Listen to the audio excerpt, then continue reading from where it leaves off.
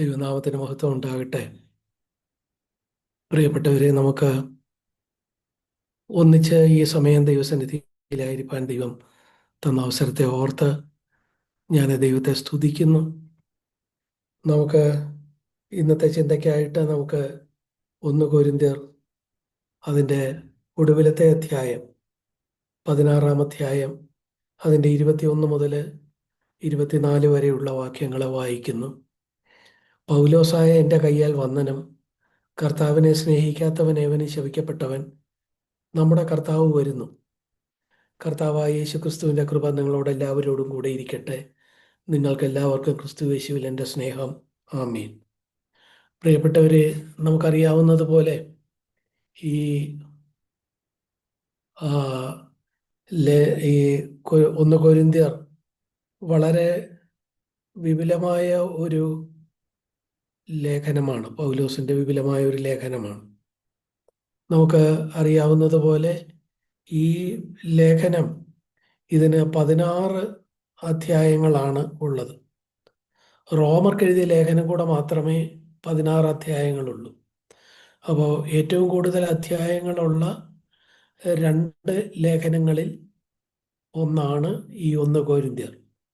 റോമർക്ക് എഴുതിയ ലേഖനം 1 കൊരിന്ത്യർ 16 അധ്യായങ്ങൾ. അതിൻ്റെ താഴേക്ക് വരുമ്പോൾ നമ്മൾ നോക്കുക, 2 കൊരിന്ത്യരും എബ്രായരും 13 അധ്യായങ്ങൾ വീതമുണ്ട്. ബാക്കിയെല്ലാം എല്ലാം 5, 6, 3, 1 ഒക്കെ അധ്യായങ്ങളാണുള്ളത്. അങ്ങനെ ഉണ്ടെങ്കിൽ ഇത് വളരെ ദീർഘമായ ലേഖനങ്ങളിൽ ഒന്നാണ് ഈ 1 കൊരിന്ത്യർ. ഈ 1 കൊരിന്ത്യർ അവസാനിക്കുന്ന ഭാഗം, ആ ഭാഗമാണ് നമ്മൾ വായിച്ചത്. ഈ കൊരിന്ത്യർക്ക് പൗലോസ ലേഖനം എഴുതുമ്പോൾ, പ്രത്യേകിച്ചും ഈ 1 കൊരിന്ത്യർ, അതിൽ പല കാര്യങ്ങൾ ഗൗരവമായിട്ട് പറയുന്നുണ്ട്. ഒരു ക്രിസ്തീയ സഭയെക്കുറിച്ച് നമുക്ക് ആ നിലയിൽ അഭിപ്രായം തോന്നാത്ത നിലയിലുള്ള പല കാര്യങ്ങൾ അവരുടെ ഇടയിൽ ഉണ്ടായത്, അതിനെ ഗൗരവമായിട്ട് താക്കീത് ചെയ്യുന്ന പല ഭാഗങ്ങൾ നമ്മൾ വായിക്കുന്നുണ്ട്. ഈ 1 കൊരിന്ത്യർ എന്ന് പറയുന്ന ഈ ലേഖനം എന്തുകൊണ്ടാണ് ഇങ്ങനെയുള്ള പല സാധാരണ നമ്മളൊരു ദൈവസഭയിൽ നിന്ന് പ്രതീക്ഷിക്കാത്ത തരത്തിലുള്ള പല കാര്യങ്ങൾ അന്നത്തെ സഭാജനങ്ങൾക്കിടയിൽ ഉണ്ടാകാനുള്ള കാരണം നമുക്കറിയാവുന്നതുപോലെ നമുക്കിതിൻ്റെ പശ്ചാത്തലം അറിയാം. അതെന്ന് പറയുന്നത്, ഈ കൊരിന്തെന്ന് പറയുന്ന ഇത് ഗ്രീസിലെ പ്രധാനപ്പെട്ട ഒരു നഗരമാണ്. അന്ന് ഗ്രീസിലെ പ്രധാനപ്പെട്ട ഒരു നഗരം. ആ നഗരത്തിൽ 12 ക്ഷേത്രങ്ങളാണുള്ളത് എന്നാണ് ചരിത്രകാരന്മാർ പറയുന്നത്. 12 ക്ഷേത്രങ്ങൾ.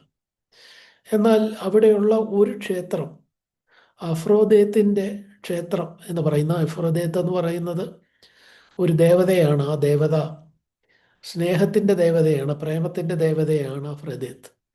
ഈ അഫ്രോദേത്തിൻ്റെ ദേവാലയത്തിൽ 1000 ദേവദാസികളാണ് ഉണ്ടായിരുന്നത് എന്ന് ചരിത്രം പറയുന്നു.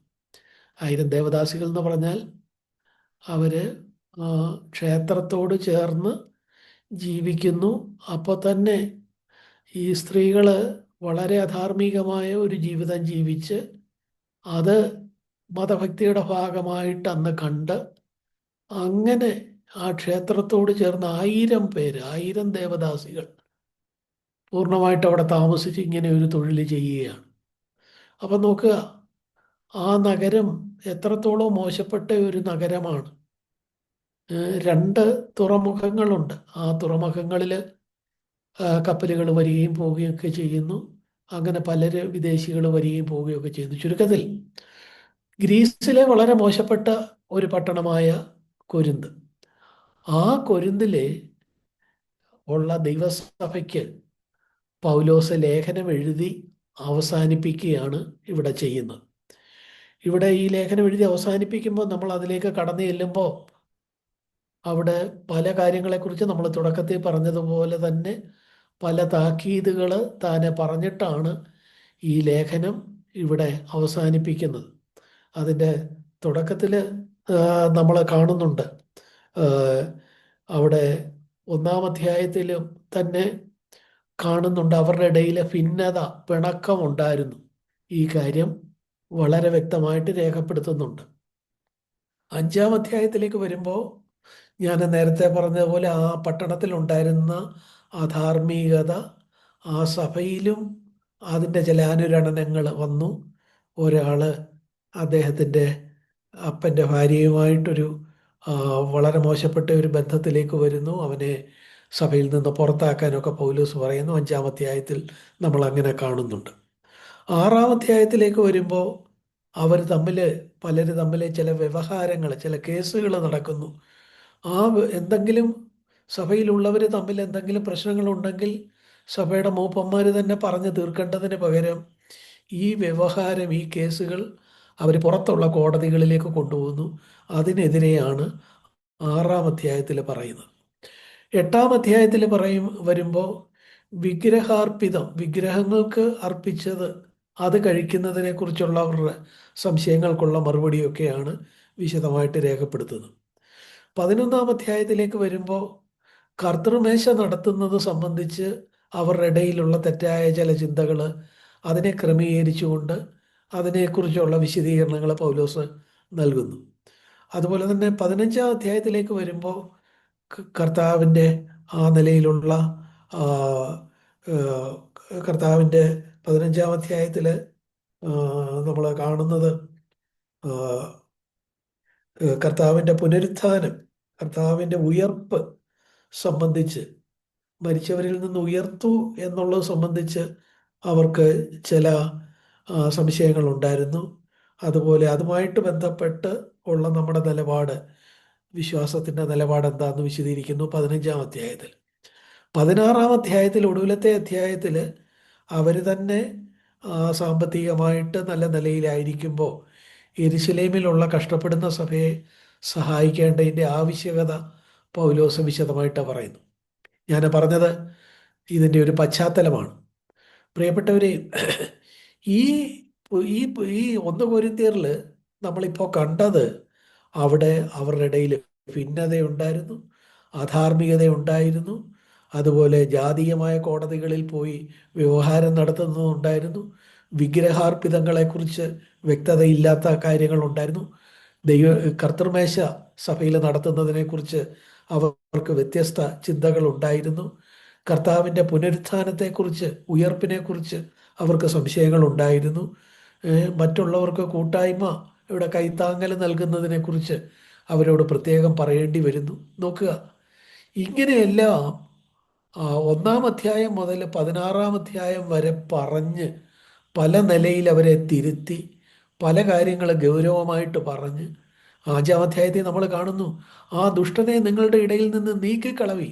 അധാർമികമായി ജീവിച്ച ഒരുവനെക്കുറിച്ച് അങ്ങനെ വളരെ കർശനമായിട്ട് മറ്റു പല ലേഖനങ്ങളിലും നമ്മൾ കണ്ടിട്ടില്ലാത്ത വിധം പൗലോസ് വളരെ കർശനമായിട്ട് പെരുമാറുന്ന, ആജ്ഞാപിക്കുന്ന അത്തരം പ്രസ്താവനകൾ പോലും നമ്മൾ കാണുന്നു.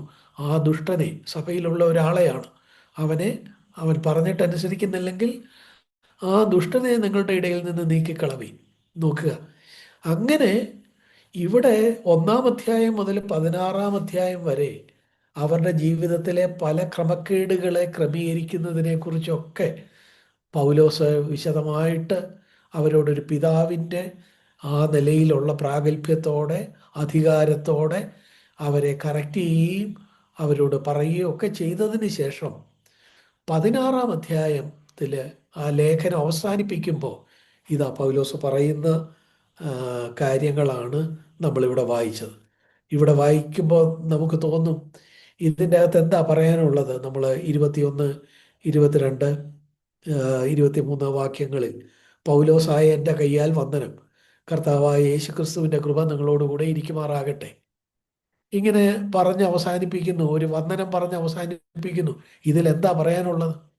പ്രിയമുള്ളവരെ, അവിടെ കണ്ടോ, 21-ാമത്തെ വാക്യത്തിൽ പൗലോസായ എൻ്റെ കയ്യാൽ വന്ദനം, 23-ാമത്തെ വാക്യത്തിൽ കർത്താവായ യേശു ക്രിസ്തുവിൻ്റെ കൃപ നിങ്ങളോടുകൂടെ ഇരിക്കുമാറാകട്ടെ. പൗലോസ് പലർക്കും ലേഖനങ്ങൾ എഴുതുമ്പോൾ, പല സഭയ്ക്കും ലേഖനങ്ങൾ എഴുതുമ്പോൾ, ലേഖനങ്ങളെ എഴുതി അവസാനിപ്പിക്കുമ്പോൾ പൗലോസ് സാധാരണ ചെയ്യുന്നതാണ് എന്താ? പൗലോസായ എൻ്റെ കയ്യാൽ വന്ദനം എന്ന് പറയുന്നതും കൃപ നിങ്ങളോടുകൂടെ ഇരിക്കുമാറാകട്ടെ എന്ന് പറയുന്നതും.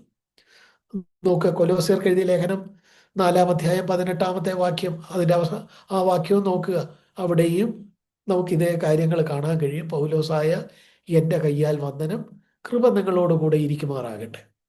ഇവിടെയും ആ സമാപന വാക്കുകൾ പതിവ് പോലെ പറയുന്നുണ്ട്.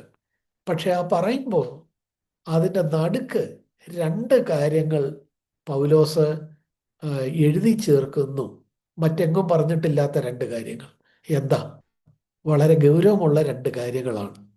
ഒന്നെന്ന് പറയുന്നത്, കർത്താവിനെ സ്നേഹിക്കാത്ത ഏവനും ശപിക്കപ്പെട്ടവൻ. നോക്കുക, ഈ താൻ ആ ലേഖനത്തിൽ 1-ാം അധ്യായം മുതൽ 16 വരെ പല ക്രമീകരണങ്ങൾ പറഞ്ഞു. ആ ക്രമീകരണങ്ങളെ ഏറ്റെടുക്കണമെങ്കിൽ ആ സഭയിലുള്ളവരെന്ത് വേണം? കർത്താവിനെ സ്നേഹിക്കുന്നവരായിരിക്കണം. നമുക്കും കർത്താവിനോട് സ്നേഹമുണ്ടെങ്കിലേ നമ്മുടെ ജീവിതത്തിലെ അശുദ്ധിയും ക്രമക്കേടുകളും നമുക്ക് ക്രമീകരിക്കാനൊക്കുകയുള്ളൂ.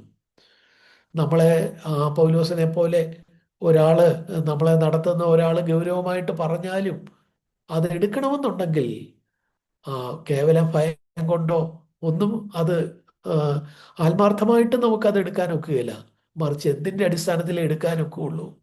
കർത്താവിനോടുള്ള സ്നേഹത്തിൻ്റെ അടിസ്ഥാനത്തിൽ. ഞാൻ ഈ പാപത്തിൽ തുടർന്നാൽ, ഈ തെറ്റിൽ തുടർന്നാൽ, എനിക്ക് വേണ്ടി തൻ്റെ ജീവൻ തന്ന കർത്താവിനെ ഞാൻ വിഷമിപ്പിക്കുകയാണ് ചെയ്യുന്നത്. ഞാൻ എൻ്റെ കർത്താവിനെ സ്നേഹിക്കുന്നു. കർത്താവിനൊരു വിഷമം ഞാൻ മൂലം വരരുത്. എൻ്റെ പ്രവർത്തനങ്ങൾ കർത്താവിനെ വിഷമിപ്പിക്കരുത്. എന്തുകൊണ്ട്? ഞാൻ എൻ്റെ കർത്താവിനെ സ്നേഹിക്കുന്നു. കർത്താവ് ആദ്യം തന്നെ എന്നെ സ്നേഹിച്ച് എനിക്ക് വേണ്ടി തൻ്റെ ജീവൻ തന്നതാണ് എന്നുള്ള ഒരു ബോധ്യത്തിൻ്റെ അടിസ്ഥാനത്തിലേ നമുക്ക് നമ്മളെ വിശുദ്ധീകരിക്കാനായിട്ട് കഴിയുള്ളൂ. അതുകൊണ്ട് ഇവിടെ പൗലോസ് പറഞ്ഞു നിർത്തുമ്പോൾ ഒരു ഒരു കാര്യം പറയുന്നത്, കർത്താവിനെ സ്നേഹിക്കാത്തവനേവനും ശപിക്കപ്പെട്ടവൻ. അതുകൊണ്ട് നിങ്ങൾ കർത്താവിനെ സ്നേഹിക്കുന്നുണ്ടെങ്കിൽ നിങ്ങളുടെ ജീവിതത്തെ ക്രമീകരിക്കുക. ക്രമീകരിക്കുന്നില്ലെങ്കിൽ നിങ്ങൾ ശപിക്കപ്പെട്ടവരാണ്. നമ്മളിത് മലയാളത്തിൽ വായിക്കുമ്പോൾ കർത്താവിനെ സ്നേഹിക്കാത്തവൻ ഏവനും ശപിക്കപ്പെട്ടവൻ എന്നുള്ളത് 4 വാക്കുകളാണ്. പക്ഷേ പൗലോസ് അന്ന് ഇവർക്ക് ലേഖനം എഴുതുന്ന ഗ്രീക്കിൽ അത് ഒരൊറ്റ വാക്കാണ്, ഒറ്റ വാക്കാണ്. 4 വാക്കുകളാണ് മലയാളത്തിൽ, പക്ഷേ ഗ്രീക്കിൽ ഒറ്റ വാക്കാണ്. എന്താണ് ആ വാക്ക്? അനാഥാമ. അനാഥാമ എന്നൊരൊറ്റ വാക്കാണ്. രണ്ടാമത് പറയുന്നു, നമ്മുടെ കർത്താവ് വരുന്നു. കർത്താവ് വരുന്നു. കർത്താവ് വരുന്നു എന്നുള്ള ഇവിടുത്തെ ഗ്രീക്കിലെ അതിൻ്റെ ഗ്രാമർ ഒക്കെ അറിയാവുന്ന വേദപണ്ഡിതന്മാർ രേഖപ്പെടുത്തിയിട്ടുള്ളത് കർത്താവ് വരും എന്നുള്ള ഒരു പൊതു പ്രസ്താവനയല്ല. കർത്താവ് വന്നിരിക്കുന്നു. കർത്താവിൻ്റെ വരവ് ഏറ്റവും ആസന്നമായി.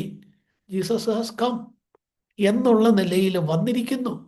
അല്ലാതെ വരും എന്നൊരു ഭാവിയെ നോക്കി ഒരു പൊതു പ്രസ്താവനയായിട്ടല്ല, മറിച്ച് വന്നു കഴിഞ്ഞു എന്നുള്ള നിലയിലാണ് നമ്മുടെ കർത്താവ് വരുന്നു എന്ന് പറഞ്ഞേക്കുന്നു.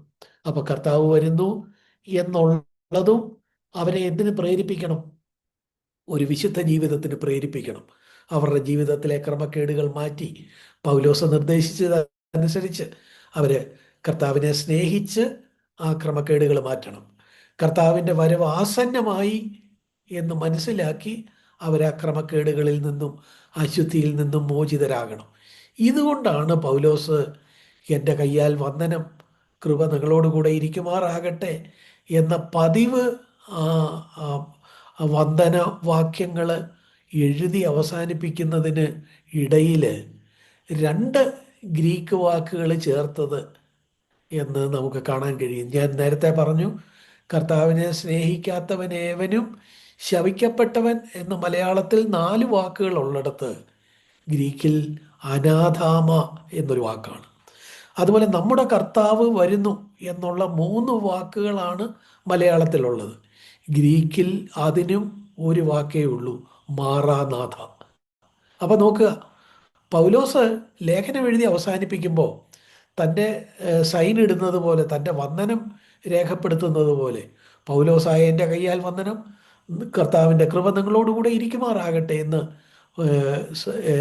ഒരു ലേഖനം എഴുതി ഒപ്പിടുന്നത് പോലെ പറഞ്ഞ് അവസാനിപ്പിക്കാൻ തുടങ്ങി പേനയെടുത്ത് അങ്ങനെ എഴുതുമ്പോൾ പെട്ടെന്ന് ഓർത്തതുപോലെ രണ്ട് വാക്കുകൾ എഴുതി ചേർക്കുന്നു അതിൻ്റെ മധ്യത്തിൽ. എന്തൊക്കെ? അനാഥാമ മാറാനാഥ. അനാഥാമ എന്ന് പറഞ്ഞാൽ കർത്താവിനെ സ്നേഹിക്കാത്തവനേവനും ശപിക്കപ്പെട്ടവൻ. മാറാനാഥ എന്ന് പറഞ്ഞാൽ നമ്മുടെ കർത്താവ് വരുന്നു. പ്രിയപ്പെട്ടവരെ, നമ്മൾ ഇന്നായിരിക്കുന്ന ഈ കാലഘട്ടത്തിൽ കർത്താവിൻ്റെ വരവേറ്റവും ആസന്നമായിരിക്കുന്നു എന്ന് ലോക സംഭവങ്ങൾ വിളിച്ചറിയിക്കുന്ന ഒരു കാലഘട്ടമാണ്. ഈ കാലഘട്ടത്തിൽ കർത്താവ് വരുന്നു. കർത്താവ് വന്നാൽ എന്തുണ്ട്? നമ്മൾ കർത്താവിൻ്റെ മുമ്പിൽ നിൽക്കേണ്ടി വരും. കർത്താവിൻ്റെ മുമ്പിൽ നിൽക്കേണ്ടി വരുമ്പോൾ അവിടെ എന്തായിരിക്കും? കർത്താവ് പ്രധാനമായിട്ട് നമ്മളെ അംഗീകരിക്കുകയും നമുക്ക് കിരീടങ്ങൾ തരികയും ഒക്കെ ചെയ്യുമ്പോൾ ഒക്കെ പ്രധാനമുള്ള ഒരു കാര്യം എന്താ? നമ്മൾ നമ്മുടെ കർത്താവിനെ സ്നേഹിച്ച് അവന് വേണ്ടി ഒരു വിശുദ്ധ ജീവിതം ചെയ്തോ, അതോ നമ്മൾ കർത്താവിനെ സ്നേഹിക്കാത്തവരായിരുന്നോ? അപ്പൊ നോക്കുക, കർത്താവിൻ്റെ വരവുമായി ബന്ധപ്പെട്ട് മാറാനാഥ നമ്മുടെ കർത്താവ് വരുന്നു. അപ്പോൾ തന്നെ അനാഥാമ, കർത്താവിനെ സ്നേഹിക്കാത്തവൻ ശപിക്കപ്പെട്ടവൻ. ഈ ഈ വാക്കുകൾ ഈ ഇതിനെക്കുറിച്ച് അറിയാവുന്ന ആളുകൾ പറഞ്ഞേക്കുന്നത് അന്നത്തെ ഈ കൊരിന്തിർക്കാണെങ്കിലും മറ്റ് ഉള്ളവർക്കാണെങ്കിലും ഒന്നാം നൂറ്റാണ്ടിൽ എഴുതുന്ന ലേഖനങ്ങൾ പലതും ഈ ഇന്നത്തെ കടലാസും മഷിയും കൊണ്ടല്ലല്ലോ എഴുതുന്നത്. പലതും ചർമ്മലിഖിതങ്ങളിലാണ് എഴുതുന്നത്, തോലുകളിലാണ് എഴുതുന്നത്. ഈ തോലുകളിൽ എഴുതി ആ തോൽ കൊണ്ടുള്ള ആ ലേഖനം അത് അന്നത്തെ സഭയുടെ മുമ്പാകെ പൗലോസ് എഴുതിയ ഈ 16 അധ്യായങ്ങളുള്ള അധ്യായങ്ങളായിട്ടും വാക്യങ്ങളായിട്ടും ഒക്കെ പിന്നീടാണ് തിരിച്ചത്, നമുക്കറിയാം. എങ്കിലും ഈ വലിയ ലേഖനം കൊരിന്തിലെ സഭയുടെ മുമ്പാകെ സഭയിലെ ആളുകളൊക്കെ കൂടുമ്പോൾ അവരറിയുക പൗലോസിൻ്റെ ഒരു ലേഖനം വന്നിട്ടുണ്ട്. എല്ലാവരും കൂടെ അത് വായിക്കാനും കാണാനുമായിട്ട് വരുമ്പോൾ അത് ആ ചർമ്മലിഖിതം നിവർത്തിടുന്നു എന്ന് ചിന്തിക്കുക.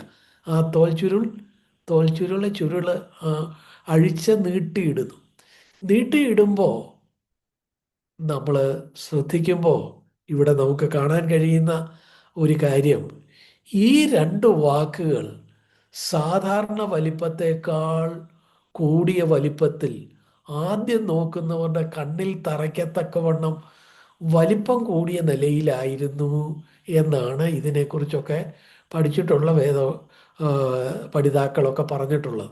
അതായത് ഈ വലിയ ലേഖനത്തിൽ 16 അധ്യായങ്ങളുള്ള ഈ ലേഖനം നിവർത്തി ആ ചർമ്മലിഖിതം ഇടുമ്പോൾ ആദ്യം മുതൽ എഴുതി വന്ന ആ ഒരു കൈപ്പടയേക്കാൾ വലിയ അക്ഷരത്തിലാണ് അനാഥാമ മാറാനാഥ എന്നുള്ളത് കാണുന്നത്.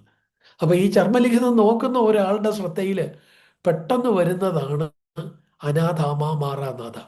എന്തുകൊണ്ടാണ് ഈ രണ്ട് വാക്കുകൾ, അല്ലെങ്കിൽ പൗലോസ് എഴുതിയ ഈ വാക്കുകൾ ഇത്രയും വലിപ്പത്തിൽ വന്നത്? നമ്മൾ ഈ ലേഖനങ്ങളെയൊക്കെ അതിനെ വാക്യങ്ങളെ കൂടുതൽ വിശദമായിട്ടൊക്കെ നമ്മൾ ചിന്തിക്കുമ്പോൾ പലയിടത്തു നിന്നും നമുക്ക് മനസ്സിലാകുന്ന ചില കാര്യങ്ങളുണ്ട്. ആ കാര്യങ്ങളൂടെ പ്രാഥമികമായിട്ട് വേഗത്തിൽ പറഞ്ഞിട്ട് കർത്താവിനെ സ്നേഹിക്കാത്തവൻ ശപിക്കപ്പെട്ടവൻ, നമ്മുടെ കർത്താവ് വരുന്നു, ഈ രണ്ട് കാര്യങ്ങൾ പറഞ്ഞ് അവസാനിപ്പിക്കാം എന്നാണ് ഞാൻ കരുതുന്നത്. എന്താ ഇവിടെ വാക്യങ്ങളിൽ നിന്ന് നമുക്ക് മനസ്സിലാകുന്ന ഈ രണ്ട് പദങ്ങൾ വലിയ അക്ഷരത്തിലാണ് എന്ന് നമ്മൾ പറഞ്ഞത് എന്തുകൊണ്ടാണ്? അതിനുള്ള കാരണം നോക്കുക, അന്ന് ലേഖനങ്ങൾ എഴുതുമ്പോൾ പൗലോസായ എൻ്റെ കയ്യാൽ വന്ദനമെന്നൊക്കെ പറയുന്നത് അതെന്തുകൊണ്ടായിരുന്നു അത് അങ്ങനെ ചെയ്തിരുന്നത്? നിങ്ങൾ 2 തെസ്സലോനിക്കർ 3-ാം അധ്യായം 17-18 വാക്യങ്ങൾ നോക്കുക. 2 തെസ്സലോനിക്കർ 3-ാം അധ്യായം 17-18 വാക്യങ്ങൾ. 2 തെസ്സലോനിക്കർ അവസാനിക്കുമ്പോൾ പൗലോസ് എഴുതുക, പൗലോസായ എൻ്റെ കയ്യാൽ വന്ദനം. എന്നിട്ട് വീണ്ടും ഇവിടെ കണ്ടതുപോലെ തന്നെ കൃപ നിങ്ങളോടുകൂടെ ഇരിക്കട്ടെ എന്ന് എഴുതുക. പക്ഷേ അതിൻ്റെ രണ്ടിൻ്റെയും മധ്യത്തിൽ ഒരു കാര്യം കൂടെ രേഖപ്പെടുത്തിയിട്ടുണ്ട്. പൗലോസായ എൻ്റെ കയ്യാൽ വന്ദനം, സകല ലേഖനത്തിലും ഇതുതന്നെ അടയാളം.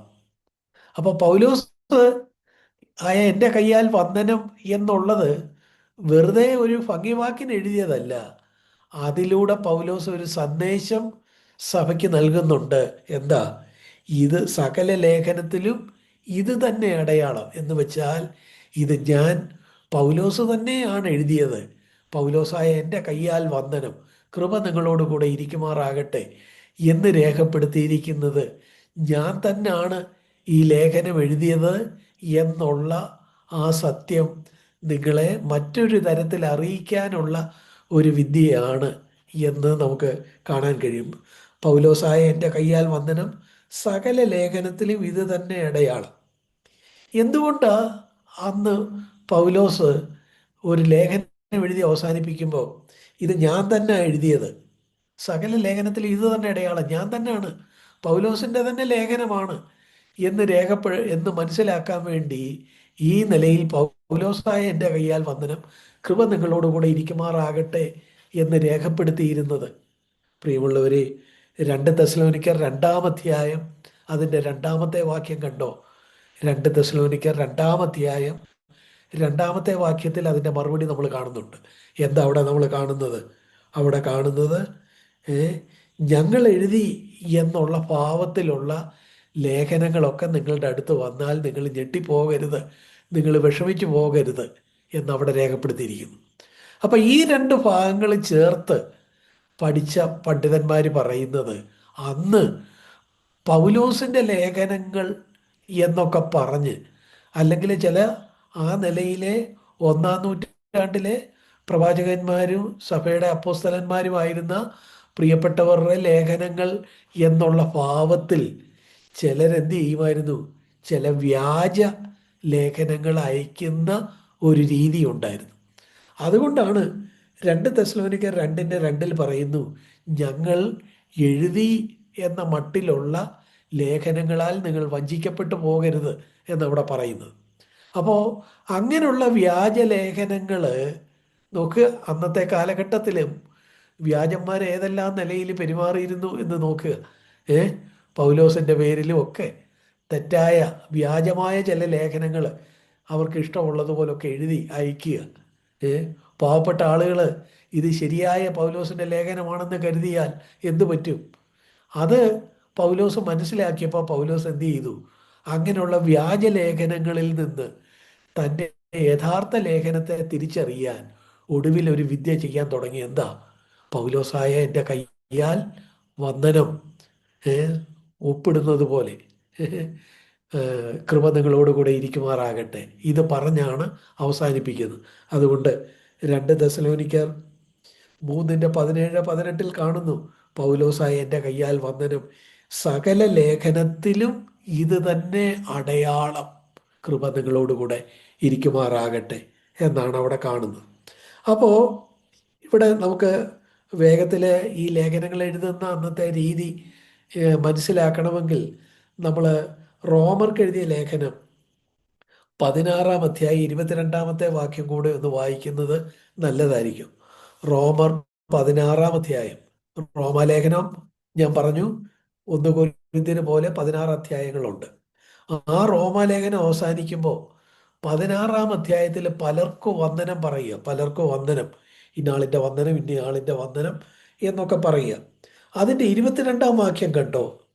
അങ്ങനെ വന്ദനം പറയുമ്പോൾ ഇവിടെ ഇതാ 16-ന്റെ 22 പറയുന്നു, ഈ ലേഖനം എഴുതിയ തെർത്തോസ് എന്ന ഞാൻ നിങ്ങളെ കർത്താവിൽ വന്ദനം ചെയ്യുന്നു. അയ്യോടാ, അപ്പൊ ഈ ലേഖനം എഴുതിയതാരാ? റോമാലേഖനം എഴുതിയതാരാ? ഇവിടെ പറയുന്നു, ഈ ലേഖനം എഴുതിയ തെർത്തോസ് എന്ന ഞാൻ നിങ്ങളെ വന്ദനം ചെയ്യുന്നു. നമ്മൾ വിചാരിച്ചിരുന്ന റോമാലേഖനം ആരെഴുതിയെന്ന? പൗലോസ് എഴുതിയെന്നല്ലേ? എന്നാൽ ഇവിടെ കണ്ടോ 16-ന്റെ 22 പറയുന്നു, ഈ ലേഖനം എഴുതിയ തെർത്തോസ് എന്ന ഞാൻ നിങ്ങൾക്ക് വന്ദനം ചെയ്യുന്നു. അപ്പോൾ പ്രിയപ്പെട്ടവരെ, ഞാൻ കൂടുതൽ അത് കൂടുതൽ കാര്യങ്ങൾ പറയുന്നില്ല, വേഗത്തിൽ ഇങ്ങനെ പറയാം. പൗലോസാണ് ലേഖനം എഴുതിയത്. പക്ഷേ പൗലോസിൻ്റെ ഈ ലേഖനം രേഖപ്പെടുത്തിയിരുന്ന ആ എഴുത്തുകാരൻ ആരായിരുന്നു? തെർത്തോസ് എന്ന ഒരാളാണ് ആ പൗലോസ് പറഞ്ഞു കൊടുക്കുന്ന വാക്കുകൾ, വചനങ്ങള് അക്ഷരാർത്ഥത്തിൽ ഈ ചർമ്മലിഖിതത്തിൽ രേഖപ്പെടുത്തുന്നത്. ഇപ്പൊ കണ്ടോ, പൗലോസിന്റെ പല ലേഖനങ്ങളും, പൗലോസ് കാരാഗ്രഹത്തിലൊക്കെ എഴുതിയ ലേഖനങ്ങൾ ഉണ്ടാവാം. പക്ഷേ ചില ലേഖനങ്ങളെങ്കിലും തൻ്റെ ഒരു ആ ആ നിലയിൽ പൗലോസ് പറഞ്ഞു കൊടുക്കുകയും മറ്റൊരാൾ എഴുതുകയും ചെയ്യുന്നു. മറ്റൊരാൾ എഴുതുകയും ചെയ്യുന്നു. തെർത്തോസ് ഈ നിലയിൽ അന്ന് ചർമ്മലിഖിതങ്ങളിൽ, തോൽച്ചുരുളുകളിൽ ഏഹ്, നാരായം കൊണ്ടൊക്കെ എഴുതുന്ന വിദഗ്ധനായ ഒരാളായിരുന്നിരിക്കാം. അങ്ങനെയുള്ള തെർത്തോസ് പലരുടെ വന്ദനം രേഖപ്പെടുത്തിയപ്പോൾ തെർത്തോസും വിചാരിച്ചു, എന്നാൽ ഈ ലേഖനം എഴുതിയ ഞാനും റോമാക്കാരെ വന്ദനം ചെയ്യാം എന്ന് പറഞ്ഞ് ഇത് രേഖപ്പെടുത്തിയത് കൊണ്ട് നമ്മൾ എന്തോ മനസ്സിലാക്കുന്നു, പൗലോസിന്റെ ചില ലേഖനങ്ങളെങ്കിലും ഈ നിലയിൽ വേറെ ആളുകളാണ് എഴുതിയത്. അങ്ങനെ എഴുതിയ ഈ ലേഖനങ്ങൾ അവസാനിക്കുമ്പം പക്ഷേ ഇത് താൻ തന്നെയാണ് എഴുതിയത്, താനാണ് പറഞ്ഞു കൊടുത്തത്, തൻ്റെ നിർദ്ദേശമനുസരിച്ചാണ് ഇത് രേഖപ്പെടുത്തിയത് എന്ന് വ്യക്തമാക്കാൻ വേണ്ടി പൗലോസ് എന്തോ ചെയ്യും? ഒടുവിൽ ഒരു വിദ്യ പ്രയോഗിക്കും. ആ വിദ്യ അവർക്കുള്ള വന്ദനമാണ്. പൗലോസായ എൻ്റെ കയ്യാൽ വന്ദനം, കൃപ നിങ്ങളോടുകൂടെ ഇരിക്കുമാറാകട്ടെ എന്ന് രേഖപ്പെടുത്തും. അവിടെ രേഖപ്പെടുത്തുമ്പോൾ എന്താ, സകല ലേഖനത്തിലും ഇത് തന്നെ അടയാളം. ഈ ഒറിജിനൽ ലേഖനമാണെന്നുള്ളതിൻ്റെ ഇവർക്ക് കൊടുക്കുന്ന ഒരു സന്ദേശമായിട്ട് ഇതിനെ കാണുന്നു. അപ്പൊ നമുക്ക് വേഗം 1 കൊരിന്ത്യരിലേക്ക് മടങ്ങി വരാം. എന്തിനാ ഞാൻ ഇതെല്ലാം പറയുന്നത്? ഈ 1 കൊരിന്ത്യരിൽ അനാഥാമ മാറാനാഥ എന്ന ഈ 2 വാക്കുകൾ പൗലോസ് തന്നെ എഴുതിയതാണെങ്കിൽ അതെന്തായിരിക്കും? തീർച്ചയായിട്ടും പൗലോസിന്റെ കൈയക്ഷരം വലിയ കൈയക്ഷരമായിരുന്നു. എടാ, ഇതിന്ന് ഇതെങ്ങനെ നമുക്ക് പറയാൻ കഴിയും? ഇതെങ്ങനെ പറയാൻ കഴിയും? ഒരു വാക്യം നോക്കുക. ഗലാത്യർക്ക് എഴുതിയ ലേഖനം 6-ാം അധ്യായം 11-ാം വാക്യം. അവിടെ പൗലോസ് തന്നെ തൻ്റെ കൈപ്പടയിൽ ഗലാത്യർക്ക് ഒരു ഭാഗം എഴുതിയിട്ട് താൻ തന്നെ പറയുന്നു, നോക്കുവീൻ എത്ര വലിയ അക്ഷരമായി ഞാൻ സ്വന്തം കൈകൊണ്ട് തന്നെ എഴുതിയിരിക്കുന്നു. അപ്പൊ ഗലാത്യർക്ക് ഉള്ള ആ ഒരു ഭാഗം പൗലോസ് സ്വന്തം കൈകൊണ്ട് തന്നെ ആ ചർമ്മലിഖിതത്തിൽ എഴുതി ചേർക്കുമ്പോൾ പൗലോസ് നോക്കിയിട്ട് പറയുക, കണ്ടോ, ഞാൻ എഴുതിയപ്പം ഇത് എത്ര വലിയ അക്ഷരമായിരുന്നു. അപ്പോൾ സാധാരണ എഴുത്തുകാരുടെ കൈ അക്ഷരങ്ങളെക്കാൾ പൗലോസ് നേരിട്ട് എഴുതുമ്പം വലിയ അക്ഷരത്തിലാണ് എഴുതിയിരുന്നത്. ഇതൊക്കെ എങ്ങനെയാണ് നമ്മൾ പറയുന്നത്? പ്രിയപ്പെട്ടവരെ, ഇതിനെക്കുറിച്ചൊക്കെ വളരെ വിശദമായിട്ട് പഠിച്ച അന്നത്തെ കാലഘട്ടത്തെക്കുറിച്ചും ഒക്കെ പഠിച്ച് വേദപണ്ഡിതന്മാർ ഈ കാര്യങ്ങൾ രേഖപ്പെടുത്തിയിട്ടുണ്ട്. പൗലോസിന് എന്തായിരുന്നു പ്രശ്നം? പൗലോസിന്റെ കൈപ്പട എന്തുകൊണ്ടാണ് ഇത്രയും വലുതായി തീർന്നത്? അതും പൗലോസിന്റെ ഒരു ജീവിതത്തിലേക്ക് വെളിച്ചം വീശുന്ന ഒരു ഭാഗം നമുക്കറിയാം. പൗലോസ് എങ്ങനെയാണ് വിശ്വാസത്തിലേക്ക് വന്നത്? നിങ്ങൾക്കറിയാം. അപ്പോസ്തല പ്രവൃത്തി 9-ാം അധ്യായത്തിൽ അത് രേഖപ്പെടുത്തിയിട്ടുണ്ട്. അപ്പോസ്തല പ്രവൃത്തി 9-ാം അധ്യായത്തിൽ അത് രേഖപ്പെടുത്തിയിരിക്കുന്നത് എന്താണ്? പൗലോസ് താനെ ശൗലായിട്ടിരുന്നപ്പോൾ കർത്താവിന്റെ വെളിച്ചം അവനെ ചുറ്റി മിന്നി. അവൻ 3 ദിവസം കണ്ണ് കാണാതിരുന്നു. തുടർന്ന് അനന്യാസ് വന്ന് അവന് വേണ്ടി പ്രാർത്ഥിച്ച് അവനെ സൗഖ്യമാക്കി. അങ്ങനെ സൗഖ്യമായ അനന്യാസ് പ്രാർത്ഥിച്ച് സൗഖ്യമാക്കിയപ്പോൾ പൗലോസ് വീണ്ടും കാഴ്ച ലഭിച്ചു. കാഴ്ച ലഭിച്ചെങ്കിലും അദ്ദേഹം ഈ കണ്ണ് കാണാതിരുന്നതിനെ തുടർന്ന് അദ്ദേഹം പിന്നീട് എഴുതുമ്പോൾ നമുക്കറിയാമല്ലോ, കണ്ണ് കാണാത്ത ആളുകൾ, അല്ലെ കാഴ്ചയ്ക്ക് ആ നിലയിലെ കുറവുള്ള ആളുകൾ വലിയ അക്ഷരത്തിലാണ് എഴുതുന്നത്. കേൾവിക്ക് കുറവുള്ള ആളുകൾ എന്തോ സാധാരണയുള്ളവർ സംസാരിക്കുന്നതിനേക്കാളും ശബ്ദം കൂട്ടിയാണ് സംസാരിക്കുന്നത്. ഇത് മനുഷ്യന്റെ ഒരു രീതിയാണ്. അപ്പൊ ഇതിൽ നിന്നാണ് പൗലോസ് എഴുതുമ്പോൾ അതെന്തായിരിക്കും? വലിയ അക്ഷരത്തിലായിരിക്കും. ചുരുക്കത്തിൽ ഞാൻ പറഞ്ഞ ഇതിൻ്റെ പറഞ്ഞ് ഇങ്ങനെ അവസാനിപ്പിക്കട്ടെ. ഞാൻ എന്തിനാണ് ഈ ചരിത്രമെല്ലാം പറഞ്ഞത്? പൗലോസ് ഈ ലേഖനം 1 കൊരിന്ത്യർ അവസാനിപ്പിക്കുമ്പോൾ താൻ എഴുതിയ പൗലോസായ എൻ്റെ കയ്യാൽ വന്ദനം, കൃപ നിങ്ങളോട് കൂടെ ഇരിക്കട്ടെ എന്ന് പറഞ്ഞ് അത് അവസാനിപ്പിക്കുമ്പോൾ എഴുതിയ രണ്ട് വാക്കുകൾ അനാഥാമ മാറാനാഥ എന്നുള്ളത് ഈ ഈ തോൽച്ചുരുള് നിവർത്തിയിടുമ്പോൾ എല്ലാവരും കാണത്തക്കവണ്ണം വലിയ അക്ഷരങ്ങളിലായിരുന്നു പൗലോസ് സ്വന്തം കൈകൊണ്ട് എഴുതുന്നത്, വലിയ അക്ഷരത്തിലായിരുന്നു. അപ്പോൾ ആ വലിയ അക്ഷരത്തിൽ എഴുതിയ കാര്യങ്ങൾ എന്താ? കണ്ടവരുടെ ഹൃദയത്തിൽ കൂടുതൽ ആഴത്തിൽ പതിക്കും. നമുക്കറിയാമല്ലോ, ഒരാള് ശബ്ദം ഉയർത്തി പറഞ്ഞാൽ അത് നമ്മുടെ ഹൃദയത്തിൽ കൂടുതൽ പതിയും എന്ന് പറഞ്ഞ പോലെ വലിയ അക്ഷരത്തിൽ കാണുന്നത് കൂടുതൽ നമ്മൾ ഗൗരവമായിട്ട് എടുക്കും. പ്രിയപ്പെട്ടവരെ, ഞാൻ ഇങ്ങനെ പറഞ്ഞ് അവസാനിപ്പിക്കട്ടെ. നമ്മൾ ഈ ലേഖനത്തിൽ രണ്ട് കാര്യങ്ങൾ വളരെ ഗൗരവമായിട്ട് എടുക്കണം. എന്തൊക്കെയാണ്?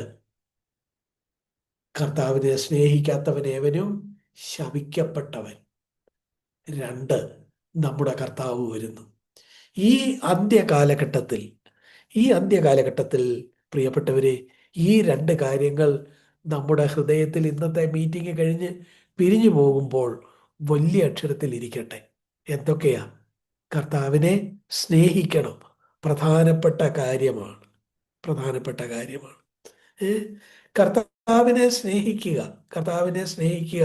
എന്ന് പറയുമ്പോൾ എങ്ങനെയാണ് നമുക്ക് കർത്താവിനെ സ്നേഹിക്കാൻ ഒക്കുന്നത്? 1 യോഹന്നാൻ 4:19 നമുക്കറിയാം. അവൻ ആദ്യം നമ്മെ സ്നേഹിച്ചത് കൊണ്ട് നാം സ്നേഹിക്കുന്നു. നമ്മളല്ല കർത്താവിനെ സ്നേഹിച്ച് തുടങ്ങിയത്. കർത്താവ് എന്ത് ചെയ്തു? കർത്താവ് ആദ്യം നമ്മളെ സ്നേഹിച്ചു. ആദ്യം നമ്മളെ സ്നേഹിച്ചത് എങ്ങനെയാ? നമ്മൾ പാപികളും ദോഷികളും ആയിരുന്നപ്പോൾ തന്നെ കർത്താവ് നമ്മളെ സ്നേഹിച്ചു. കർത്താവ് നമ്മളെ സ്നേഹിച്ച സ്നേഹത്തിൻ്റെ പ്രതിസ്പന്ദനമാണ്, അല്ലെങ്കിൽ പ്രതികരണമാണ് നമുക്ക് കർത്താവിനോടുള്ള സ്നേഹം. പ്രിയപ്പെട്ടവരെ, കർത്താവ് നമ്മളെ സ്നേഹിച്ചു. അതുകൊണ്ട് ആ ഒരു കാര്യത്തെ വേണ്ടതുപോലെ നമ്മൾ കണ്ടാൽ നമുക്ക് കർത്താവിനെ തിരിച്ച് സ്നേഹിക്കാതിരിക്കാൻ കഴിയുകയില്ല. നമ്മൾ കർത്താവിനെ സ്നേഹിക്കും. അങ്ങനെ സ്നേഹിച്ചാൽ ശപിക്കപ്പെട്ടവൻ എന്നുള്ള ശാപത്തിൽ നിന്ന് നമ്മൾ മുക്തരായി തീരും. ഹല്ലേലൂയ. പ്രിയപ്പെട്ടവരെ, നമുക്ക് കർത്താവിനെ സ്നേഹിക്കുന്നവരായിരിക്കാം. കർത്താവിനെ സ്നേഹിക്കുന്നവരായിരിക്കാമെന്ന് പറയുമ്പോൾ നമ്മൾ പലരും പറയും, ബ്രദറെ, ഞങ്ങൾ കർത്താവിനെ സ്നേഹിക്കുന്നുണ്ട്. ഞങ്ങൾ മുമ്പേ കർത്താവിനെ കുറിച്ച് ഒരു പാട്ട് പാടിയപ്പോൾ എൻ്റെ കണ്ണ് നിറഞ്ഞു. കർത്താവിനെ സ്നേഹിക്കുന്നില്ലേ? അതുകൊണ്ടല്ലേ ഈ മീറ്റിങ്ങിന് വന്നത്. പല കാര്യങ്ങൾ പലർക്കും പറയാം. പക്ഷേ നമ്മൾ കർത്താവിനെ സ്നേഹിക്കുന്നു എന്നുള്ളത് വളരെ കോൺക്രീറ്റ് ആയിട്ട് എങ്ങനെ അറിയാൻ ഒക്കും?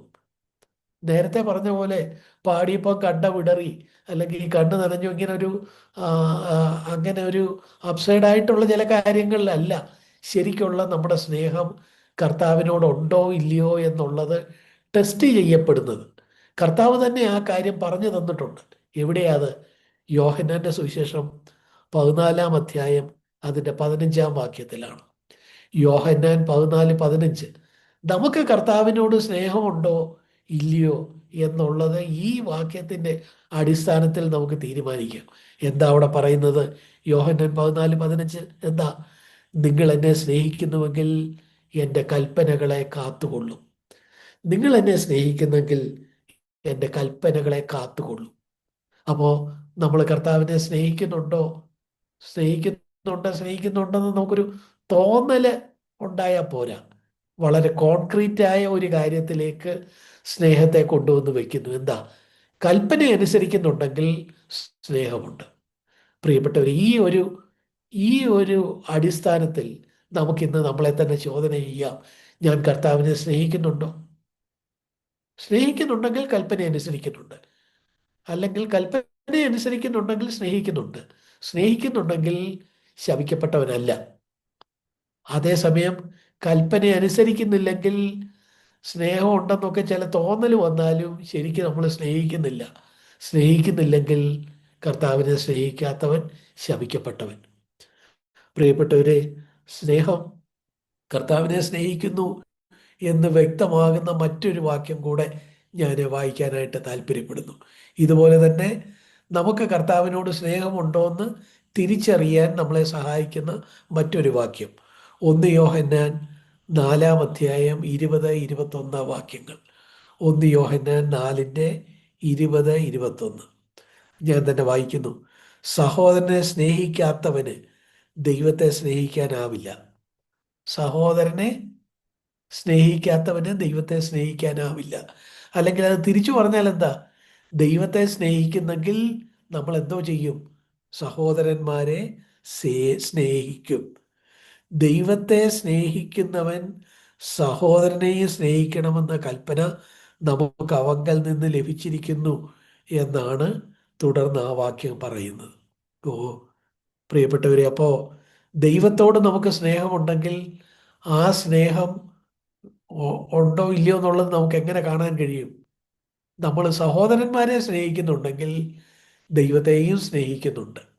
അതേസമയം നമ്മൾ പറയാ എനിക്ക് ദൈവത്തോട് വലിയ സ്നേഹമാണ്, പക്ഷെ സഹോദരന്മാരോട് ആരോടും ഒരു സ്നേഹവും ഇല്ല, അവരോടെല്ലാം ദേഷ്യവും, അവരെ കണ്ണിന് കണ്ടുകൂടാതെ ഇരിക്കുകയാണെങ്കിൽ നമ്മൾ ദൈവത്തെ സ്നേഹിക്കുന്നു എന്ന് പറയുന്നത് ഫോഷ്കാണ്, നമ്മൾ ശപിക്കപ്പെട്ടവരാണ്. കണ്ടോ ഞാൻ പറഞ്ഞത്? ദൈവത്തെ സ്നേഹിക്കുക എന്ന ആ കാര്യം എങ്ങനെ നമുക്ക് തിരിച്ചറിയാൻ കഴിയും? രണ്ട് വാക്യങ്ങളാണ് പറഞ്ഞത്. യോഹന്നാൻ 14:15 വാക്യം, ദൈവത്തെ സ്നേഹിക്കുന്നെങ്കിൽ കൽപ്പന അനുസരിക്കും. കൽപ്പന അനുസരിക്കുന്നോ എന്ന കോൺക്രീറ്റായ ആ മാനദണ്ഡം ഉപയോഗിച്ച് നമ്മൾ കർത്താവിനെ സ്നേഹിക്കുന്നു എന്ന് നമുക്ക് തിരിച്ചറിയാം. അതുപോലെ തന്നെ 1 യോഹന്നാൻ 4:20-21 നമ്മളോട് പറയുന്നു, ദൈവത്തെ സ്നേഹിക്കുന്നെങ്കിൽ സഹോദരനെ സ്നേഹിക്കും. അപ്പോൾ സഹോദരനെ സ്നേഹിക്കുന്നതിൽ ഉണ്ടെങ്കിൽ മാത്രമേ നമ്മൾ ദൈവത്തെ യഥാർത്ഥത്തിൽ സ്നേഹിക്കുന്നുള്ളൂ. കണ്ടോ? ഇത് തിരിച്ചറിയാനുള്ള രണ്ട് മാർഗങ്ങളാണ് നമ്മൾ ഇവിടെ കണ്ടത്. പ്രിയപ്പെട്ടവരെ,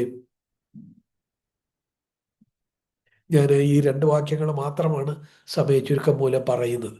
അപ്പോൾ ഇതിൻ്റെ അടിസ്ഥാനത്തിൽ നമുക്ക് നമ്മളെ തന്നെ ശോധന ചെയ്യാം. ദൈവമേ, ഞാൻ യഥാർത്ഥത്തിൽ അങ്ങയെ സ്നേഹിക്കുന്നുണ്ടോ? അങ്ങയെ സ്നേഹിക്കുന്നില്ലെങ്കിൽ ആരാ? ശപിക്കപ്പെട്ടവന്, അനാഥാമയാണ്. സ്നേഹിക്കുന്നുണ്ടോ എന്ന് എങ്ങനെ അറിയാം? നിന്റെ കൽപ്പന അനുസരിക്കുന്നുണ്ടോ? കൽപ്പന അനുസരിക്കാൻ എനിക്ക് താല്പര്യമുണ്ടോ? ജീവിതത്തിൽ ഇതേവരെ അനുസരിച്ചിട്ടില്ലാത്ത പുതിയ ചില കൽപ്പനകൾ വചനത്തിൽ നിന്ന് കാണുമ്പോൾ അതുകൂടെ ദൈവത്തെ സ്നേഹിച്ച് അനുസരിക്കാൻ ഞാൻ തയ്യാറാകുന്നുണ്ടോ? അതുപോലെ ദൈവത്തെ ഞാൻ സ്നേഹിക്കുന്നുണ്ടെങ്കിൽ സഹോദരന്മാരെ സ്നേഹിക്കും. സഹോദരന്മാരെ ഞാൻ സ്നേഹിക്കുന്നുണ്ടോ? ആ ഒരു കാര്യം വെച്ചും ഈ സ്നേഹത്തെ നമുക്ക് കണ്ടെത്താൻ കഴിയും. കണ്ടെത്തണം. കണ്ടെത്തേണ്ടത് എന്തുകൊണ്ടാണ്? കർത്താവിനെ സ്നേഹിക്കാത്തവൻ ശപിക്കപ്പെട്ടവൻ. നമുക്ക് പ്രിയപ്പെട്ടവർ രണ്ടാമത്തെ കാര്യത്തിലേക്ക് വരാം. രണ്ടാമത്തെ കാര്യം എന്താ? അനാഥാമ എന്ന് പറഞ്ഞിട്ട് രണ്ടാമത് പൗലോസ് പറയുന്നത് എന്താ? നമ്മുടെ കർത്താവ് വരുന്നു. നമ്മുടെ കർത്താവ് വരുന്നു. മാറാ നാഥ. പലർക്കും അറിയാവുന്ന ഒരു വാക്കാണ്, ഗ്രീക്ക് വാക്കാണ്. പലയിടത്തും നമ്മൾ കണ്ടിട്ടുണ്ട്. കർത്താവ് വരുന്നു. കർത്താവ് വരുന്നു എന്ന് പറയുന്നത് ഞാൻ തുടക്കത്തിൽ പറഞ്ഞ പോലെ എപ്പോഴേലും വരുമെന്നല്ല, കർത്താവ് അങ്ങ് വന്നിരിക്കുന്നു, വാതുക്കലായിരിക്കുന്നു. അങ്ങനെയാണ് ആ വ്യാകരണത്തില്, ഗ്രീക്കില് ആ മാറാനാഥയുടെ അർത്ഥം. അങ്ങനെയാണെങ്കിൽ കർത്താവ് വരുന്നു. കർത്താവ് വന്ന് നമ്മൾ കർത്താവിനെ മുഖാമുഖമായിട്ട് കാണുന്നു എന്നുള്ള ഈ കാര്യവും നമ്മളെ എന്തിലേക്ക് നടത്തണം? 1 യോഹന്നാൻ 3:3 വാക്യം നമുക്കറിയാം. രണ്ടും മൂന്നും വാക്യങ്ങൾ നമുക്കറിയാം. 1 യോഹന്നാൻ 3:2-3 വാക്യങ്ങൾ എന്താ? അവൻ പ്രത്യക്ഷനാകുന്നു, അവൻ വരുന്നു, അവൻ പ്രത്യക്ഷനാകും, അവനെ നമ്മൾ കാണും. കാണുമ്പോൾ അന്ന് നമ്മൾ അവനോട് സദൃശ്യന്മാരാകും. അവനെ കാണുന്നു. 1 യോഹന്നാൻ 3:2-3 വാക്യങ്ങൾ. അതുകൊണ്ട് അവനെ കാണും എന്ന് പ്രത്യാശയുള്ളവൻ എന്ത് വേണം? അവൻ നിർമ്മലനായിരിക്കുന്ന പോലെ തന്നെ തന്നെ നിർമ്മലീകരിക്കുന്നു. കണ്ടോ? അപ്പൊ കർത്താവ് വരുന്നു, വന്നിരിക്കുന്നു എന്നുള്ളതും നമ്മളെ എന്തിലേക്ക് നടത്തണം? നമ്മളെ തന്നെ നിർമ്മലീകരിക്കുന്നതിലേക്ക് നടത്തണം. കൂടുതൽ നിർമ്മലതയിൽ നിന്ന് നിർമ്മലതയിലേക്ക് നമ്മളെ നടത്തണം. കൂടുതൽ വിശുദ്ധിയിൽ നിന്ന് വിശുദ്ധിയിലേക്ക് നമ്മളെ നടത്തണം. അങ്ങനെ വിശുദ്ധിയിൽ നിന്ന് വിശുദ്ധിയിലേക്ക് നമ്മൾ നാളെ കഴിയുന്തോറും അങ്ങനെ മാറിത്തീരുന്നില്ലെങ്കിൽ കർത്താവ് വരുന്നു, മാറാനാഥ എന്നൊക്കെ പറയുന്നത് വെറും ഒരു ഭംഗിവാക്ക് മാത്രമായിട്ടായിരിക്കും. കർത്താവ് വരുന്നു, സോ വാട്ട്, കർത്താവ് വരുന്നു, അതുകൊണ്ട് ഞാൻ എന്നെ തന്നെ നിർമ്മലീകരിക്കുന്നു എന്നാണ് 1 യോഹന്നാൻ 3:3 പറയുന്നത്. അവനിൽ ഈ പ്രത്യാശയുള്ളവൻ എന്താ? അവൻ പ്രത്യക്ഷനാകും എന്ന പ്രത്യാശയുള്ളവൻ അവൻ നിർമ്മലനായിരിക്കുന്ന പോലെ തന്നെത്താൻ നിർമ്മലീകരിക്കുന്നു. പ്രിയപ്പെട്ടവരെ, ഇത് കണ്ടോ? ഈ കർത്താവിൻ്റെ വരവ് വളരെ ആസന്നമായിരിക്കുന്നു. നമ്മൾ വിചാരിച്ചതിനേക്കാളും വേഗത്തിൽ വരുന്നു. ബൈബിളിലെ ഏറ്റവും ഒടുവിലത്തെ അധ്യായം ഏതാണ്? വെളിപ്പാട് പുസ്തകം. ഈ ആ, അതിൻ്റെ വെളിപ്പാട് പുസ്തകത്തിലെ ഏറ്റവും ഒടുവിലത്തെ അധ്യായമായ 22-ാം അധ്യായമാണ്. 22-ാം അധ്യായത്തിൻ്റെ അവസാനത്തെ ഏറ്റവും ഒടുവിലത്തെ തൊട്ടു മുകളിലുള്ള വാക്യം, ഏറ്റവും ഒടുവിലത്തേത് കൃപ നിങ്ങളോട് എല്ലാവരോടും കൂടെ ഇരിക്കുമാറാകട്ടെ എന്നൊരു വന്ദനവാക്യമാണ് യോഹന്നാൻ രേഖപ്പെടുത്തിയിരിക്കുന്നത്, നേരത്തെ പൗലോസ് രേഖപ്പെടുത്തിയ പോലെ. എന്നാൽ അതിൻ്റെ തൊട്ടു മേളിൽ കണ്ടോ, 22-ന്റെ വെളിപ്പാട് 22-ന്റെ 20-ാം വാക്യം, ഇത് സാക്ഷീകരിക്കുന്നവരോട് അതേ ഞാൻ വേഗം വരുന്നു എന്ന് അരുളി ചെയ്യുന്നു, ആമേൻ, കർത്താവായ യേശുവേ വരണമേ. കർത്താവ് വരുന്നു എന്ന് പറഞ്ഞാണ് ബൈബിളിലെ അവസാനത്തെ പുസ്തകം അവസാനിക്കുന്നത്. അവിടെ കർത്താവ് തന്നെ പറയുന്നു, ഞാൻ വേഗം വരുന്നു. കർത്താവ് വെറുതെ കള്ളം പറയുകയില്ല, നമുക്കറിയാം. കർത്താവ് വേഗം വരുന്നു എന്ന് പറഞ്ഞത് ഇന്ന് വേഗം വരുന്നു, നമ്മൾ പ്രതീക്ഷിക്കുന്നതിനേക്കാൾ വേഗത്തിൽ വരും എന്ന് നമുക്ക് കാണാൻ കഴിയും. എന്ന് മാത്രമല്ല, ഈ ഈ നമ്മൾ 22-ന്റെ 20-ൽ പറഞ്ഞ അതേ ഞാൻ വേഗം വരുന്നു എന്ന ആ വാക്യങ്ങള് കണ്ടോ, ആ അധ്യായത്തിൽ തന്നെ 3 ഇടത്ത് നമുക്ക് കാണാം. 22-ന്റെ 7-ാം വാക്യം, ഇതാ ഞാൻ വേഗത്തിൽ വരുന്നു. 22-ന്റെ 12-ാമത്തെ വാക്യം, ഇതാ ഞാൻ വേഗം വരുന്നു.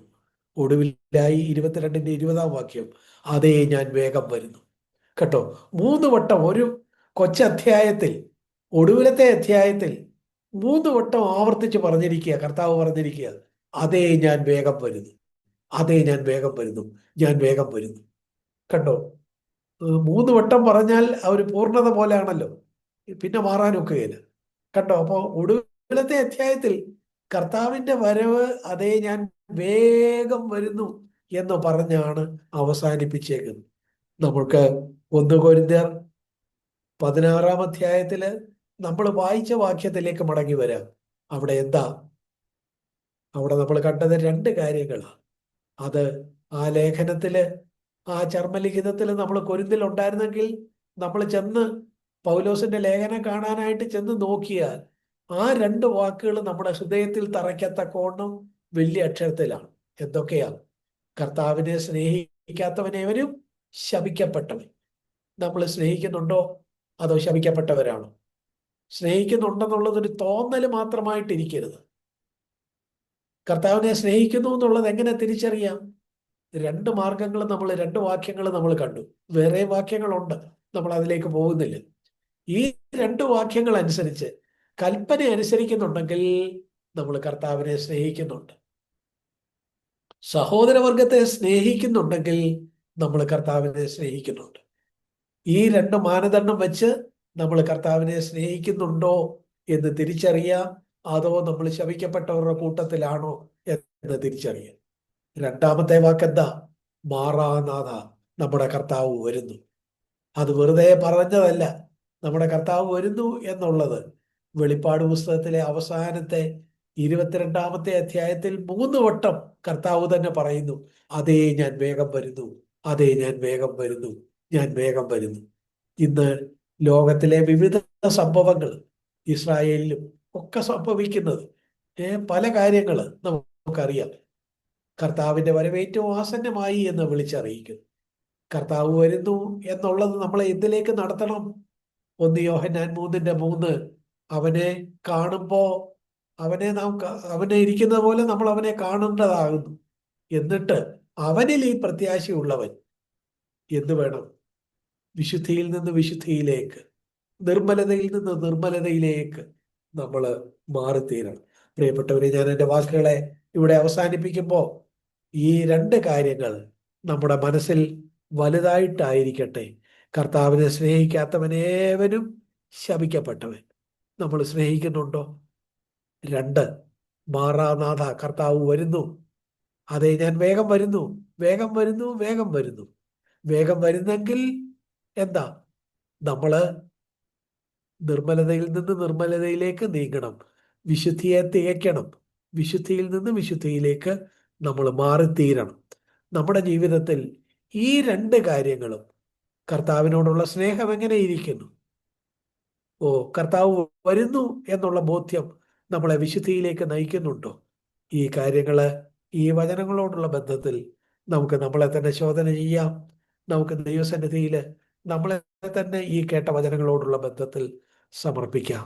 ദൈവം നമ്മെ സഹായിക്കട്ടെ. Thank you.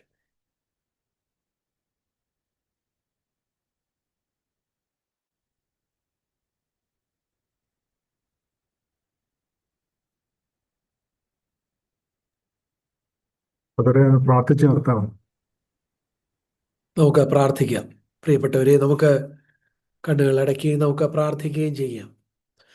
നമ്മള് നമ്മള് ഇതൊക്കെ സംസാരിച്ചപ്പോൾ നമ്മൾ പറഞ്ഞതുപോലെ ലോകം അതിൻ്റെ ഒരു അന്ത്യത്തിലേക്ക് എത്തിക്കൊണ്ടിരിക്കുന്ന ഒരു സന്ദർഭമാണ്. പല സംഭവങ്ങൾ അത് വ്യക്തമാക്കുന്നു. പ്രവചനങ്ങൾ പഠിക്കുന്നവർ, വെളിപ്പാട് പുസ്തകം പഠിക്കുന്നവരൊക്കെ, പല ദൈവദാസന്മാര് ഇതൊരു അന്ത്യകാലഘട്ടമാണ്, ഇനി അധികം മുന്നോട്ടില്ല എന്നുള്ള കാര്യം പറയുന്നു. ഈ കാര്യം 2000 വർഷം മുമ്പ് പൗലോസ് തൻ്റെ 1 കൊരിന്ത്യർ ലേഖനം എഴുതി പൂർത്തിയാക്കുമ്പോൾ കൊരിന്ത്യരോട് പറഞ്ഞു. ഹല്ലേലൂയ! നമ്മൾ ആ കാര്യമാണ് ചിന്തിച്ചത്. കർത്താവ് വരുന്നു, അതുകൊണ്ട് ഞാൻ എന്ത് വേണം? ഞാൻ വിശുദ്ധിയെ തേക്കണം. അവൻ നിർമ്മലനായിരിക്കുന്നത് പോലെ നിർമ്മലനാകണം. വാക്കില്, പ്രവൃത്തിയില്, ചിന്തയില്, മനോഭാവത്തില് എല്ലാം വിശുദ്ധിയിൽ നിന്ന് വിശുദ്ധിയിലേക്ക് നമുക്കായിത്തീരണം. കാരണം കർത്താവ് വരുന്നു, അവനെ നമ്മൾ മുഖാമുഖമായിട്ട് കാണും. കർത്താവിൻ്റെ മുമ്പാകെ നമ്മൾ കണക്ക് കൊടുക്കേണ്ടി വരും. അപ്പോൾ നമ്മൾ ലജ്ജിച്ചു പോകരുത്. ഹല്ലേലൂയ! അതുപോലെ തന്നെ അവിടെ അന്ന് പ്രസക്തം, കർത്താവിനെ കാണുമ്പോൾ അവിടെ പ്രസക്തമായിട്ടുള്ളത് നമ്മൾ കർത്താവിനെ യഥാർത്ഥത്തിൽ സ്നേഹിച്ച് നമ്മുടെ ജീവിതത്തെ ക്രമീകരിച്ചോ എന്നുള്ളതാണ്. നമ്മൾ സ്നേഹിക്കുന്നുണ്ടോ? ഇതൊക്കെയും കർത്താവ് വന്നു കഴിഞ്ഞിട്ട് നമുക്ക് മാറ്റം ഉണ്ടാക്കാൻ ഒക്കുകയില്ല. ഇന്ന് കർത്താവിൻ്റെ വരവിന് മുമ്പ്, അല്ലെങ്കിൽ നമ്മൾ ജീവനോടെ ഇരിക്കുമ്പോൾ, ഇപ്പോഴാണ് നമുക്ക് ഇത് ചെയ്യാൻ ഒക്കുന്നത്. ഇപ്പോഴാണ് കർത്താവിനെ കൂടുതൽ സ്നേഹിക്കാൻ ഒക്കുന്നത്. തീർച്ചയായിട്ടും രക്ഷിക്കപ്പെട്ടപ്പോൾ നമ്മൾ കർത്താവിനെ സ്നേഹിച്ചു. നമ്മൾ നമ്മുടെ ജീവിതത്തിൽ കർത്താവിനെ സ്നേഹിക്കുന്നുണ്ട്. പക്ഷെ അതല്ല, കൂടുതൽ കൂടുതൽ സ്നേഹത്തിലേക്ക്, കർത്താവിനെ കൂടുതൽ സ്നേഹിക്കുന്ന ആ ഒരു കാര്യത്തിലേക്ക് നമ്മളായിത്തീരണം. നമ്മളായിത്തീരുന്നുണ്ടോ? നമുക്ക് സഹോദരന്മാരെ സ്നേഹിക്കുന്നതിൽ നിന്ന് അത് മനസ്സിലാക്കാം. കർത്താവിൻ്റെ കൽപ്പനകളെ അനുസരിക്കുന്നതിൽ നിന്ന് അത് മനസ്സിലാക്കാം.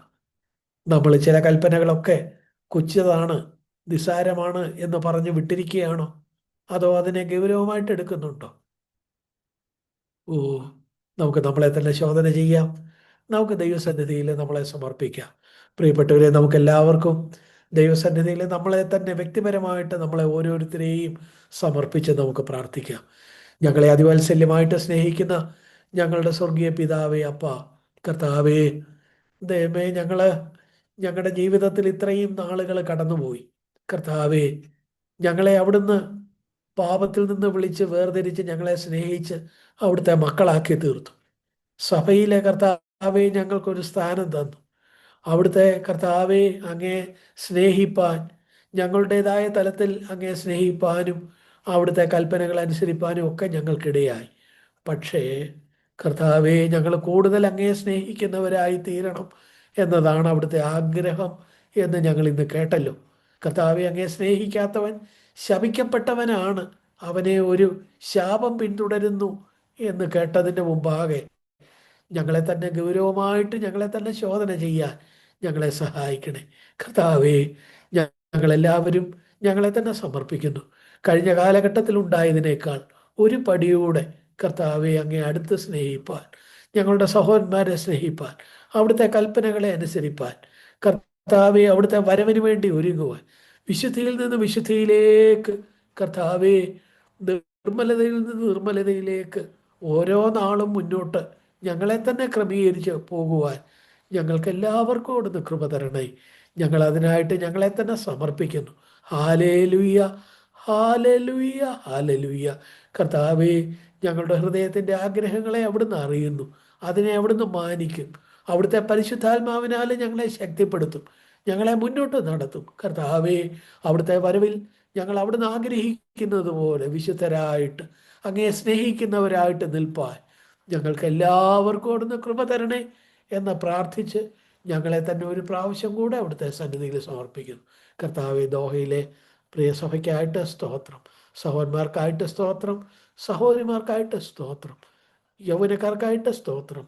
കർത്താവെ, കുഞ്ഞുങ്ങൾക്കായിട്ട് ഞങ്ങൾ പ്രാർത്ഥിക്കുന്നു. കർത്താവെ, അങ്ങേ രക്ഷകനാഥനുമായിട്ട് സ്വീകരിച്ചിട്ടില്ലാത്ത കുഞ്ഞുങ്ങളുണ്ടെങ്കിൽ അവരെത്രയും വേഗം കർത്താവിനെ രക്ഷകനും നാഥനുമായിട്ട് സ്വീകരിച്ച് അവിടുത്തെ മക്കളായിട്ട് തീരുവാനുള്ള വലിയ ഭാഗ്യം അവർക്ക് കൊടുക്കണേ കർത്താവെ. കർത്താവെ, തങ്ങളുടെ ജീവിതത്തെ ക്രമീകരിക്കുന്നതിനെക്കുറിച്ച് ഗൗരവമായിട്ട് എടുക്കാത്ത ആരെങ്കിലും ഉണ്ടെങ്കിൽ അവരൊക്കെയും ഈ കാലഘട്ടത്തെ തിരിച്ചറിഞ്ഞ് ഗൗരവമായിട്ട് ഈ കാര്യങ്ങളെ എടുക്കുവാൻ എല്ലാവർക്കും അവിടുന്ന് കൃപ തന്നാട്ട്. സഭയെ ഇത്രത്തോളം അവിടുന്ന് അനുഗ്രഹിച്ചതിനായിട്ട് സ്തോത്രം. അതിന് നേതൃത്വം നൽകുന്ന സഹോദരന്മാരെ ഓർത്ത് ഞങ്ങൾ പ്രാർത്ഥിക്കുന്നു. എല്ലാ കുടുംബങ്ങൾക്കായിട്ടും സ്തോത്രം. Hallelujah, hallelujah, hallelujah. പ്രാർത്ഥന കേട്ടതിനായിട്ട് നന്ദി. സകല മാനവും മഹത്വം അവിടുത്തേക്ക് യേശു ക്രിസ്തുവിൻ്റെ വിലയേറിയ നാമത്തിൽ അപേക്ഷിക്കുന്നു. കൃപയുണ്ടായി കേൾക്കുമാറാകണമേ. ആമേൻ, ആമേൻ, ആമേൻ.